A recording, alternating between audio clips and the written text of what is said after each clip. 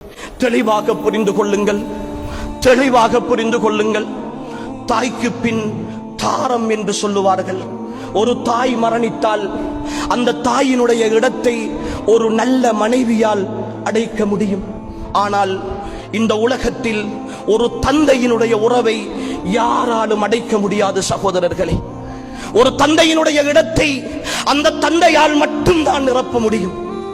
அந்த தந்தை செய்த நிர்வாகம், இந்த உலகத்தில் எத்தனை பெரிய நிர்வாகிகள் வந்தாலும் அவனுடைய சிறிய குடும்பத்திற்கு அவன் செய்த நிர்வாகத்தை போன்று வேறு யாரும் நிர்வாகம் செய்ய முடியாது சகோதரர்களே. தந்தையினுடைய இடத்தை இந்த பூமியில் யாரும் நிரப்ப முடியாது. இன்னொரு பாஷையில் அறிஞர்கள் சொல்லுவார்கள், அன்புக்குரியவர்களே, இந்த உலகத்தில் அல்லாஹுவால் படைக்கப்பட்ட ஒரு உன்னதமான மனிதர் ஸல்லல்லாஹு அலைஹி வஸல்லம் அவர்களுக்கு அல்லாஹு தஆலா இந்த உலகின் எல்லா நிஅமத்துக்களையும் கொடுத்தான், எல்லா அருள் பாக்கியங்களையும் கொடுத்தான். ஆனால் அல்லாஹுவின் தூதருக்கு கொடுக்காத ஒரு அருளை இந்த உலகத்தில் எனக்கும் உங்களுக்கும் அல்லாஹ் தந்திருக்கிறான். அன்புக்குரியவர்களே, தந்தையை பராமரிக்கிற அருள். தந்தையின் முகம் காணாமகத்தான் அல்லாஹுவின் தூதர் பிறந்தார்கள். அந்த பாக்கியம் அல்லாஹுவின் தூதருக்கு கூட கிடைக்கவில்லை. ஆனால் அந்த அருளை, அந்த பாக்கியத்தை, அந்த வாய்ப்பை என்னுடைய கண் முன்னே நடமாடுகின்ற சுவர்க்கமாக அல்லாஹ் தந்ததற்கு பிறகும் கூட அதை புறக்கணிக்கிறோமே, அதை எட்டி உதைக்கிறோமே. அன்புக்குரிய ஈமானிய உறவுகளே, நாம் கடுமையாக சிந்திக்க வேண்டும். நாம் மிக கடுமையாக இந்த விஷயத்தில் சிந்திக்க வேண்டும். தெளிவாக புரிந்து கொள்ளுங்கள் அன்புக்குரியவர்களே.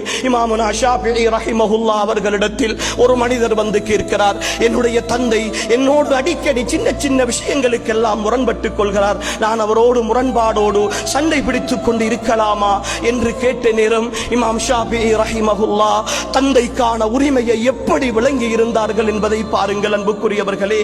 உன் தந்தையோடல்ல, உன் தந்தையோடல்ல, உன் தந்தை போடுகிற செருப்போடு கூட, உன் தந்தை அணிகிற பாதணிகளோடு கூட நீ முரண்பட்டு விடாதே என்று சொல்லி அனுப்புகிறார்கள் அந்த மனிதனுக்கு. தந்தைக்கு முன்னால் குரலை உசைத்து பேசுகிற,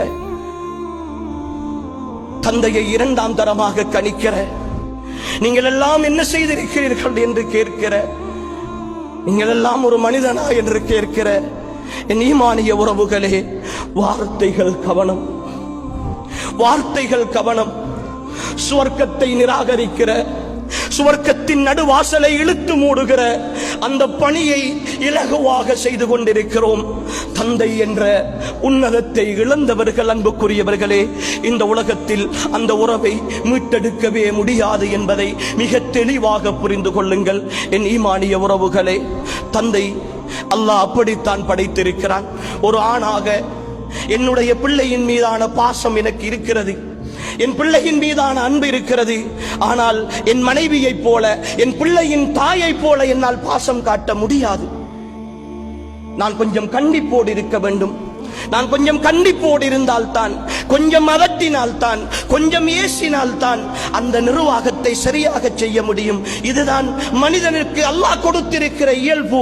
அர்ரிஜாலு கவ்வாமூன அலன் நிஸா, அர்ரிஜாலு கவ்வாமூன அலன் நிஸா.